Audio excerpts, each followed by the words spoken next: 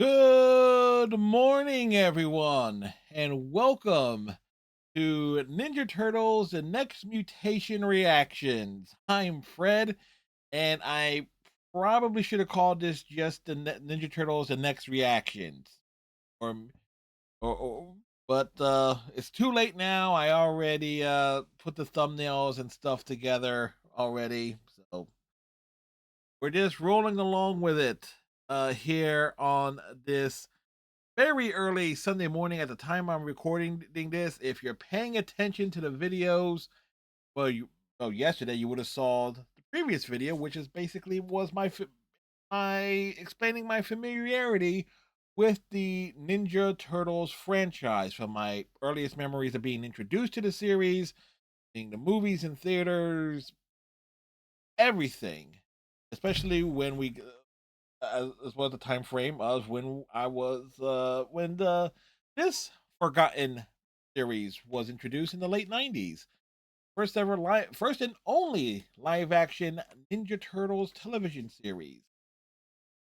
Um so with that said, while I've watched some of the episodes years ago when I was in high school, I certainly don't remember much other than the costume suits being looking all right, obviously because it's on the cover, of course. And that Venus de Milo was a character I didn't mind. It's like that acted as a nice little counterbalance to the in terms of her upbringing versus that of the upbringing of the four turtles that we know: Leonardo, Donatello, Raphael, and Michelangelo. So with that said, for those of you who are coming to this channel because this is Ninja Turtles related, how I do this reaction series is that I don't do any cuts. It's live to hard drive up to YouTube. You are going to be seeing my full uncut reaction. This is why you will not be hearing any of the audio from the episode itself because you're getting my reaction. I tend to run my mouth on nearly continuously on anything that I notice, that I pick up on with the plots and so forth. For those of you who are sticking around from the Daria reaction series, I'm glad I'm glad that you are. Uh, Same format as always. Hence why we got the composite, the blur up, and we got the little thing blocking it. And you can tell we are using, in case you don't know, we are using the DVDs set. And I have a video explaining the big, thankfully, difference in having to work with this box set versus the Dario box set. Now, I do have one slight concern with this is that I did get this used, and so we're going to hope for the best here. Hopefully, I will not have to track down brand new copies because I know there are. I think there are. You get there were two volume sets on Amazon a while back. I'm not sure if those are will be still available. So if we have problems with the DVDs with this DVD box set, because again I got it used, I'll have to track down the an alternate version. So with that said, we're gonna get into it here. It was it got tangled with something else over here. Cable management is not a thing. It does not exist. It is impossible to keep all your cables looking sharp and making sense. Yeah, I am digging uh the, the little tune that's playing. Anyway, uh, East East meets West Part One, and let's get into it here. Somewhere in China. Oh, well, they spent a lot of money on this set, didn't they?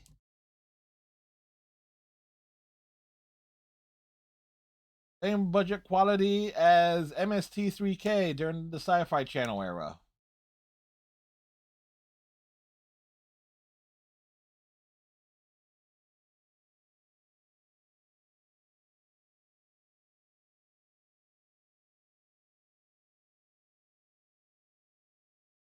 Oh, he just started talking to you.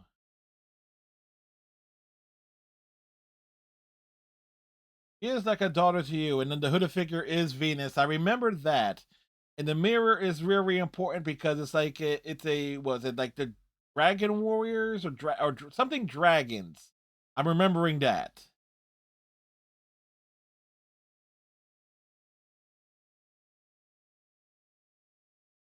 Get some tea for this man.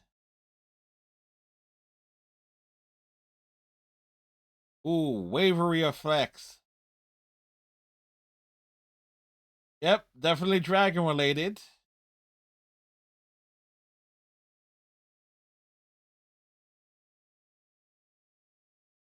Most ancient evil, he says.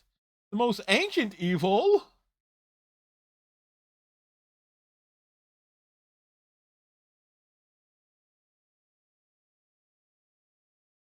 Again, this looking at the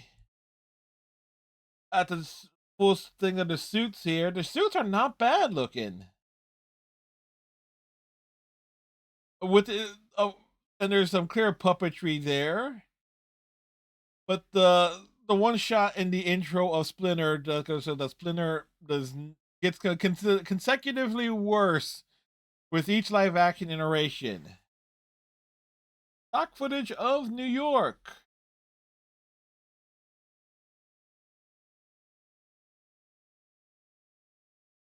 I really thought no Saban Entertainment like they would have done things non-union.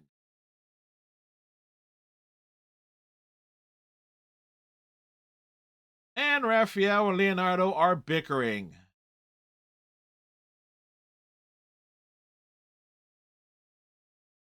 Raphael is like, "It's my life, Leo. It's like I can do whatever I want." Wait, Raphael dropping the "kiss my show" line? That's the equivalent of saying "kiss my ass." Follow up with Leonardo says, "I don't know you anymore, dude. You're not lovers. You're brothers. Grow up and you grow apart and stuff." But I was right in the my familiarity video. Raphael does have a motorcycle.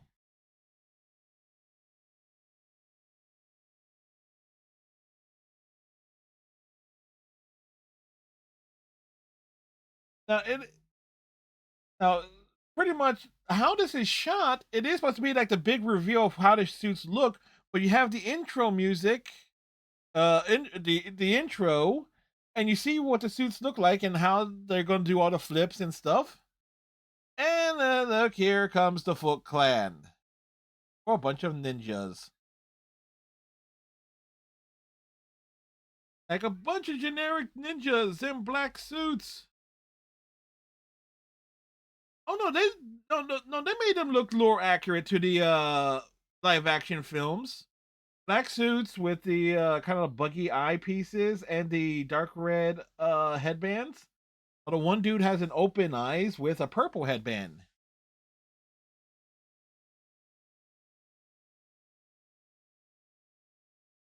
The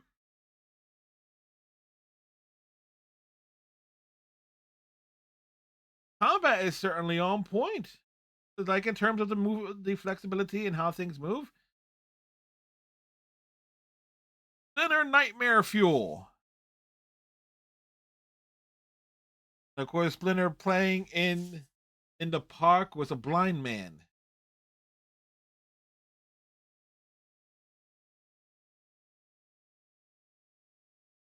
But man, I'm not a fan of Splinter's look. But then again, Splinter would be a hard thing to do in live action because of all the fur and stuff. So it's gonna look hokey one way. But how the hell or why the hell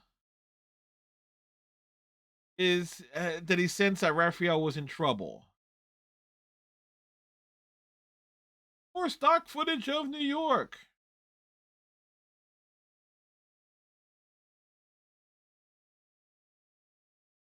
What's Leonardo going to do with 3 cement blocks, I wonder? Michelangelo is just going to want to witness this behavior. Donatello does machines, so it's Oh, wait, is he built? Donatello's building his own gaming rig.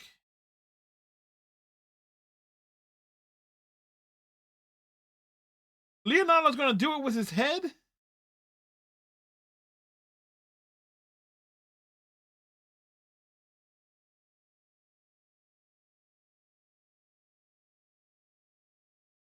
Okay, well, something is either going to explode.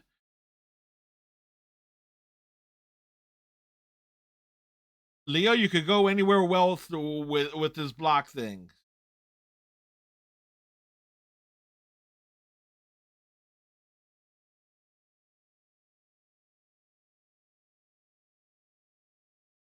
Oh, Donatello is hacked into the satellite network. Neat.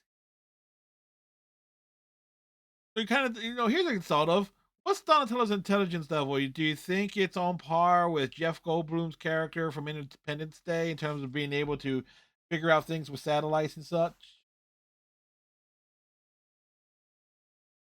Leo dropping that "Who cares" line, and he's doing some square dancing. That's a quaint.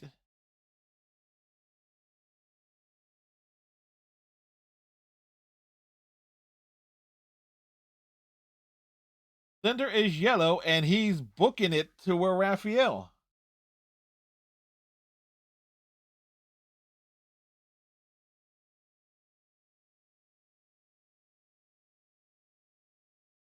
That's an interesting thing. There's like Leon dropping the line of like, after we save Rev, we want me to kill him. Okay, so it's basically they're certainly picking up on the same vibe of the movies. Uh, with that with that relationship between Leo and Raphael. And what's the battle wagon? Is it a Humvee of some sort? Okay, it is a Humvee, which is quite clever. A Humvee, a modified Humvee with like no roof.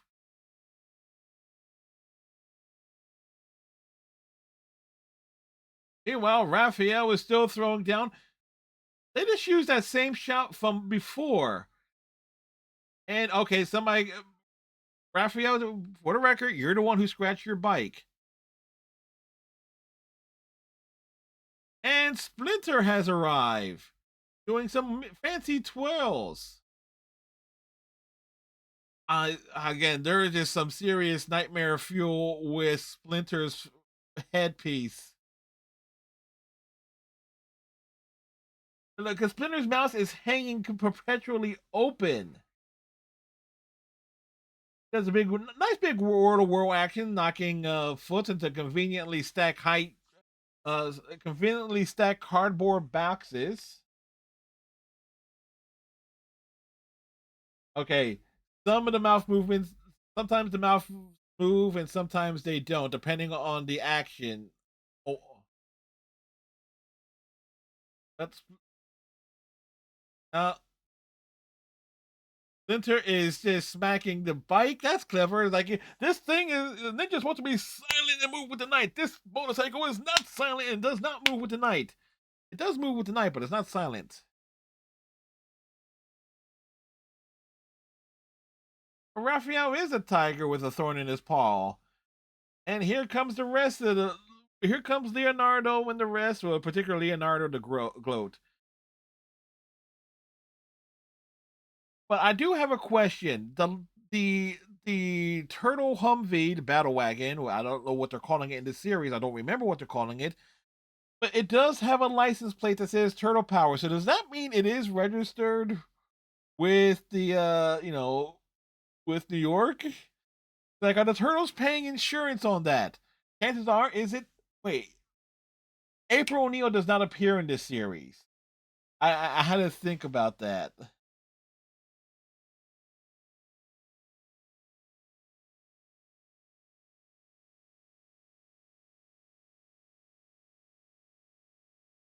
They're telling Michelangelo to grow up when he's asking if anybody's up for pizza. Hey, Shredder. Okay, so Shredder is in One Piece, and for a live action Shredder on a budget, the helmet looks decent, but it needs the cape. Shredder's costume needs a cape, and the shoulder pads and the helmet, and the arm gauntlets and the foot gauntlets. It's all on point. It needs a cape. If it had a cape, particularly a black or a dark purple cape, that outfit for Shredder would be freaking awesome and particularly on point. Now the Turtles layer, I'm loving it. It's definitely on par in terms of like a recreation evolution, which what you saw in Turtles 2 and Ninja Turtles 3, the second and third live action films of the original Turtles trilogy, not the Michael Bay ones, obviously. So Splinter has psychic and powers, astral projection. So the Splinter learn from the monks, such with the Golden Child.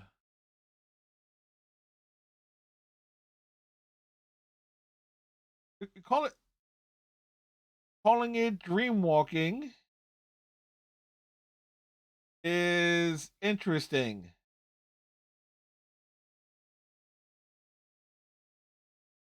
It's not a spiritual reference, you know more. But that is some late 1990s budget CGI. If you thought Power Rangers, like in the Turbo in Space and what was it, Galaxy era had some bad like CGI and special effects at times with like their original footage. This is not all that great either.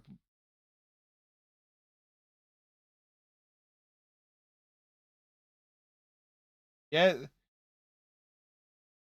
Raphael. No, Raphael Splinter isn't mad at you. He's just disappointed, which at this point makes total sense.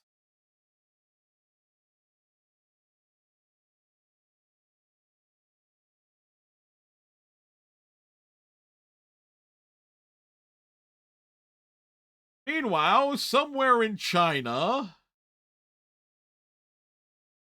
Young Yi is staring into the mirror.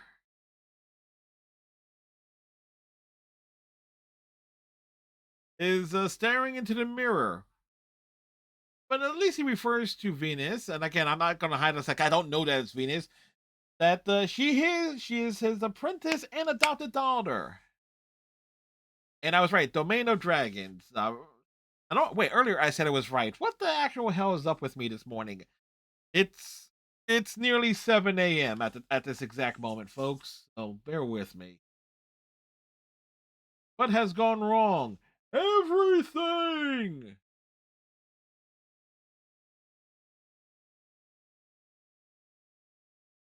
What do dragons want? They want to conquer the world. That's quite impressive. Like the dragon head sticking out through the mirror, a nice little effect there. A nice sewer set for like a little set piece. And considering how cheap Saban Entertainment is notoriously is, there is effort here with a budget. You have like the Mikey's surfboard, motorized like uh surfboard, no skateboard, cutting it like there is actually a budget here, and it's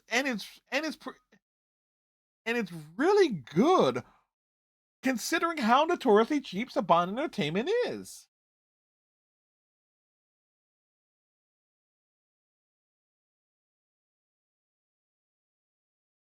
Mikey is the one being followed. Weird alarm sound to mobilize the Foot Clan.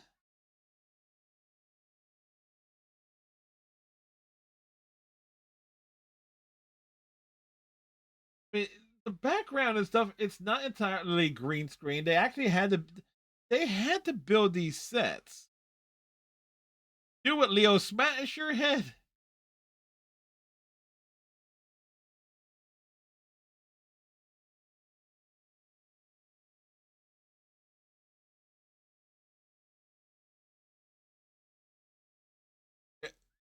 Like everybody is like totally ripping on Leonardo for wanting to bust 3 concrete bricks with his head. Is wonderful.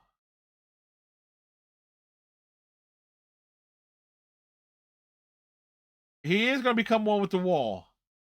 Wait, Leo did hit his head on the bricks at the exact same moment that Mikey crashed. And the fact that he's falling over is perfect. That is perfect timing.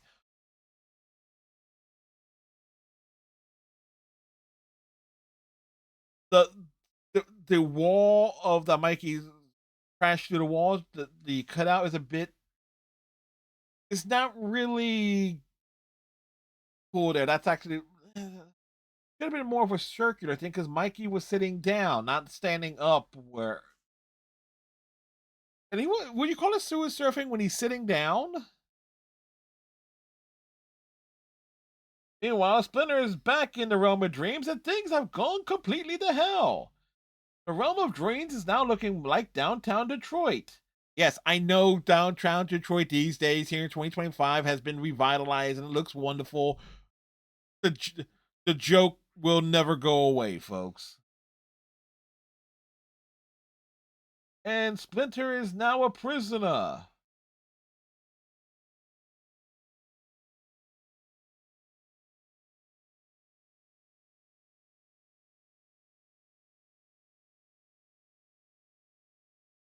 A prisoner exchange?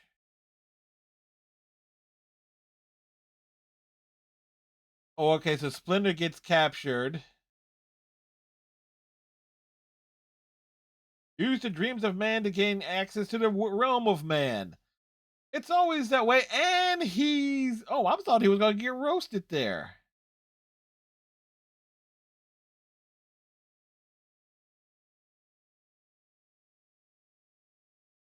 The Dragon Master knows Venus is a looker.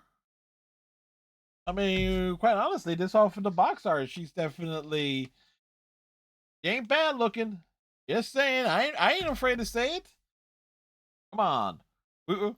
I'm old enough to remember Sally Acorn and Lola Bunny when they were controversial in how they looked. The Foot have invaded the turtle's lair again. And look, Raphael cannot be blamed for this. It is Michelangelo's fault to an extent. But more of a combat thing, and how flexible are those suits? And the answer is very. That's but we haven't seen the turtles use their weapons yet. There's certainly more hand to hand. But using the vacuum cleaner is quite nice. Tables certainly on. It's definitely more slapstick heavy. So more violence is definitely more on par with Ninja Turtles 2. Which isn't bad. It's really not sure they could use weapons with those suits and make it look effective.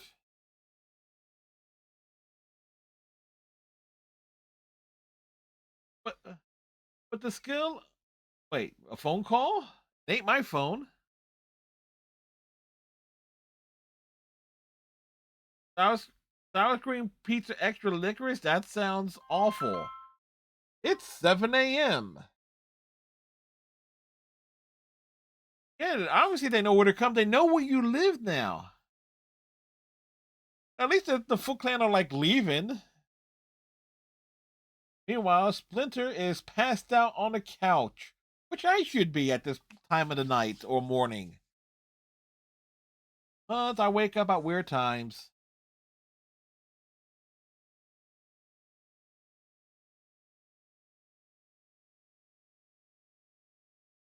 Oh yeah, Venus's father. It does get killed, but you need to. He, he needs to send her to New York. Venus is our only hope. And her big reveal, if you're not familiar with the series, gonna go to America. Oh no!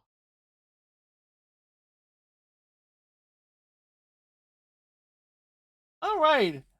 As an introduction to the series, they do a lot. They do a lot there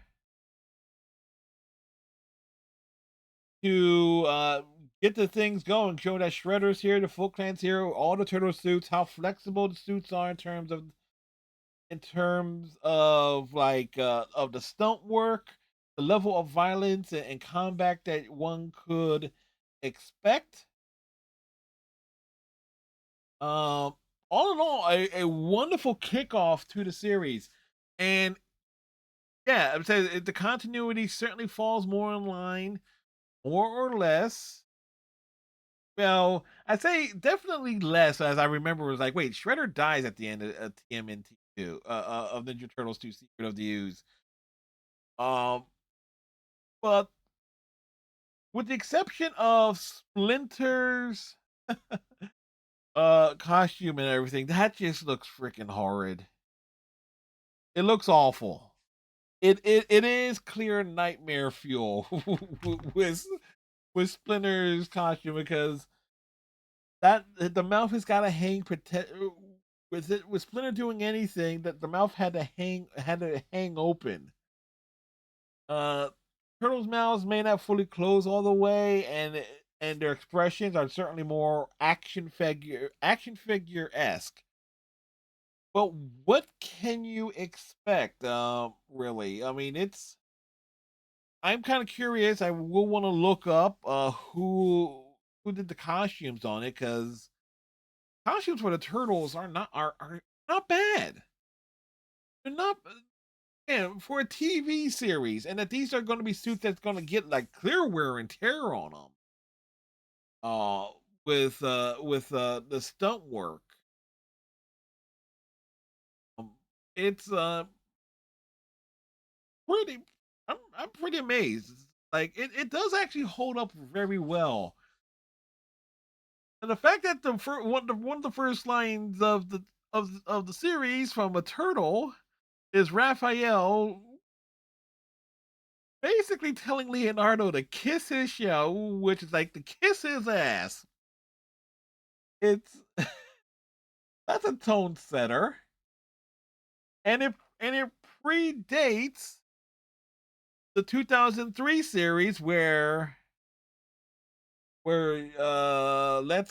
not let's kick shell or anything was but shell was used a lot. Oat was overly used a lot. But the origin of it, at least in terms of it, of like the TV series, is actually more. Uh, no, I take that back because in the '87 series they said let's kick shell a bit. So it's like yeah that like my realization here is like oh yeah is this the first iteration of the but the use of the phrase "kiss my shell" is actually what stands out there. The voice acting for the turtles is fine. It's certainly different from the live action crew, and as well as as well as the '87 animated series.